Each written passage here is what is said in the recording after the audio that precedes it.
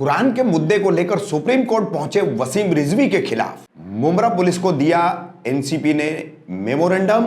दावा था एफआईआर दर्ज कराने का, मगर काम चलाया सिर्फ मेमोरेंडम देकर।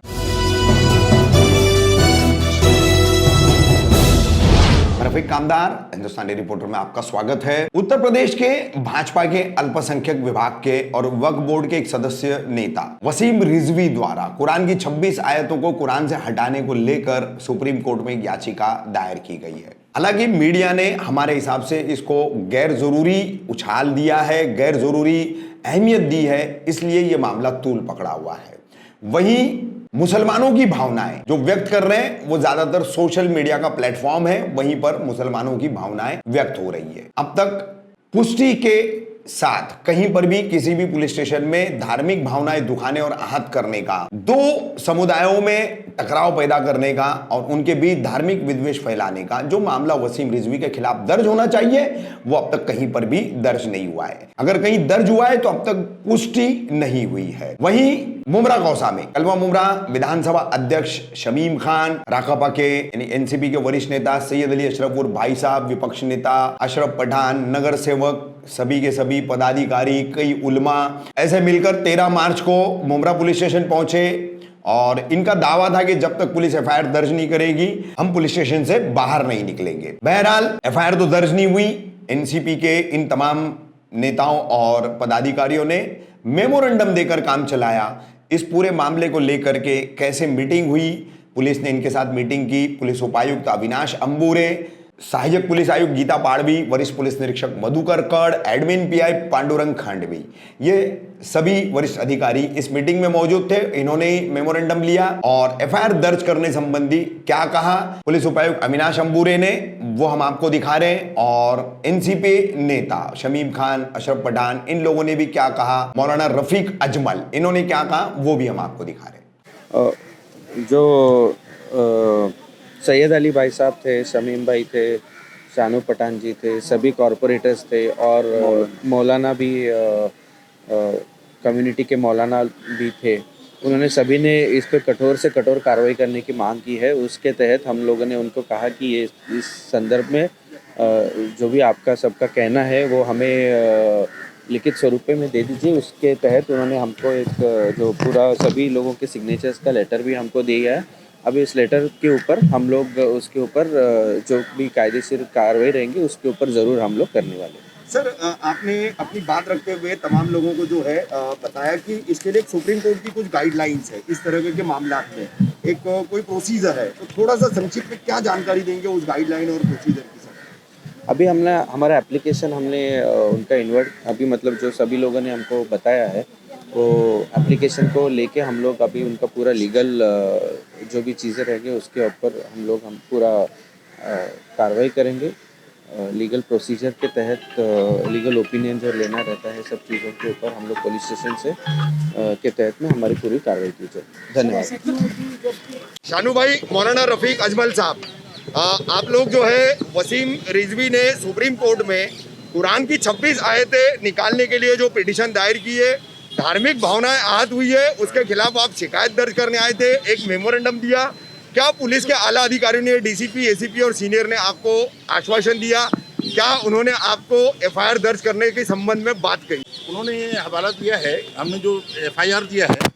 तो पहली बात तो ये रफीक भाई और मैं पूरी मीडिया के हवाले से एक बात ये मैसेज देना चाहता हूँ पूरे शहर को और पूरे मुसलमानों को कि इसके ज़रिए से जो है सियासी पार्टियाँ ऐसे लोगों को तैयार करके रखती हैं और उनके ज़रिए से ऐसे बयान दिलाती हैं ताकि ये आपस में लड़ें और एक झगड़ा हो और मुल्क का जो वातावरण है और उसका जो माहौल है उसको ख़राब किया जाए।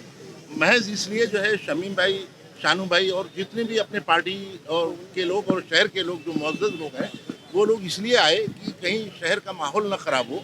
तो हम अपने डीसीपी और जो आला अधिकारी हैं पुलिस के उनको ये बात मैसेज दें कि देखिए हम लोग अभी खामोश हैं, लेकिन ऐसा है कि हर फर्द के घर में हम नहीं पहुंच सकते हैं और कुरान के ताल्लुक से अल्लाह के रसूल के बारे में कोई बात है तो मैं रफीक भाई एक मैसेज आपके मीडिया के ज़रिए से देना चाहता हूँ कि कुरान वो चीज़ है कि जिसमें कोई तब्दीली नहीं हो सकती। जब कुरान पहले उतरा तब एक चैलेंज आया कुरान में कि अगर तुम अपने वादे में सच्चे हो तो इसके मद्दे मुकाबिल छोटी सी आयत गढ़ करके बता दो।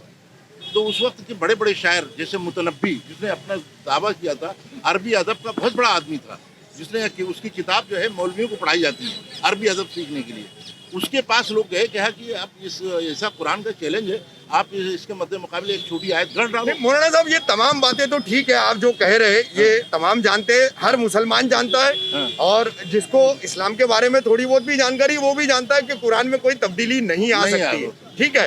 लेकिन व्हाट अबाउट एफआईआर दर्ज हो, इसके लिए आप लोगों ने क्या किया? एफआईआर दर्ज होने पर हमने जो मेमोरेंडम दिया, जो मांगनी की, उस पर डीसीपी साहब ने ये कहा है कि सुप्रीम कोर्ट की उनको कुछ गाइडलाइन है, उनको फॉलो करते हुए वो इसके ऊपर कार्रवाई करेंगे। और हमने उनको एक हफ्ते का वक्त दिया है। मैं बोला है कि सर आप इस पर एक हफ्ते में हमको बताइए। हमने उनसे बोला है कि अब पहले एफआईआर होती थी, सुप्रीम कोर्ट ने कुछ उनको गाइडलाइन दी है कि एक ही जगह के ऊपर एफआईआर होती है। अब हम ये देखेंगे कितने लोगों को अर्जी आई है, और आज कलेक्टर से और गवर्नमेंट से बात करके उसके ऊपर गुना दाखिल करेंगे। ऐसा गुना दाखिल करने का और कड़ी कार्रवाई करने का उन्होंने आश्वासन दिया। अब उस पर आश्वासन के ऊपर में ये देखेंगे एक हफ्ते के ऊपर उनका क्या निर्णय, और अगर उन्होंने एफआईआर दाखिल नहीं करी तो हम गवर्नमेंट के ज़रिए उनको ये बताएंगे कि आप अपने एफआईआर दाखिल करें, क्योंकि उन्होंने गवर्नमेंट का भी हवाला दिया। और उसके बाद नहीं तो हम माननीय हाई कोर्ट का दरवाज़ा खटखटाएंगे, क्योंकि धार्मिक भावना दुखाने का, आहत करने का, देश का वातावरण खराब करने का ऐसा नहीं कर सकते। उनकी ये साजिश है, तो इसीलिए हम उसके ऊपर कड़ी कार्रवाई। अशरफ पठान साहब, शमीम खान साहब, हमने डीसीपी अविनाश अंबुरी जी से पूछा कि वो सुप्रीम कोर्ट की कौन सी गाइडलाइन है, कौन से ऐसे दिशा निर्देश है, कौन से ऐसे प्रोसीजर है जिसकी वजह से फौरन एफआईआर आप दर्ज नहीं कर सकते, उसके बारे में जानकारी दीजिए। लेकिन उन्होंने नहीं दी है। तो आपको क्या उन्होंने गाइडलाइन बताई, आपको क्या प्रोसीजर बताया, वो बताया आप। आज मुमरा पुलिस स्टेशन पे मुमरा कौसा की कुल जमात, उलमाए कराम, राष्ट्रवादी के नगर सेवक, नगर सेविकाएँ और शहर के तमाम लोग यहाँ मौजूद हैं। और आकर के हम लोगों ने यहाँ पे डेलीगेशन हमारा मुलाकात किया डीसीपी साहब से और यहाँ के सीनियर इंचार्ज और एसीपी साहब से। उन्होंने जो रफ़ीक कामदार साहब, वसीम रिजवी ने जो गुस्ताखी की है, वो गुस्ताखी नाकाबिल बर्दाश्त है। वो ऐसी गुस्ताखी है कि जिसकी माफ़ी अल्लाह ताला भी नहीं कर सकते हैं। वसीम रिजवी के बारे में मैं ये पहले कहना चाहता हूँ कि वसीम रिजवी ने वो काम किया है कि फसाद कराने का काम देश में किया है। मैं यही कहना चाहता हूँ कि वसीम रिजवी ने ये जो काम किया है, उनका ये एम रहा है, वो किसी एक पार्टी से ताल्लुक़ रखते हैं।